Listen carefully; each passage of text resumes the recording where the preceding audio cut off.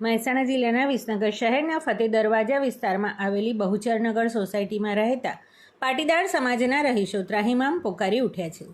છેલ્લા 3 મહિનાથી નવીન રોડ બનાવવાની કામગીરી બંધ હોવાથી આ સોસાયટીના રહીશો ભારે મુશ્કેલીમાં મુકાયા છે.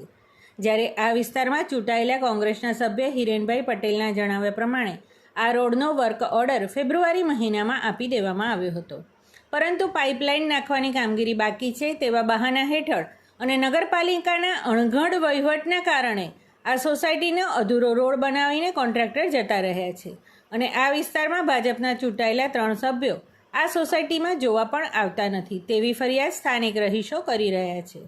આ સોસાયટીમાં રહેતા પટેલ વિશાલભાઈએ એવી રજૂઆત કરી હતી કે મારા ઘરે લગ્ન પ્રસંગ આવતો હોવાથી પારાવાર મુશ્કેલીનો સામનો કરી રહ્યા છીએ.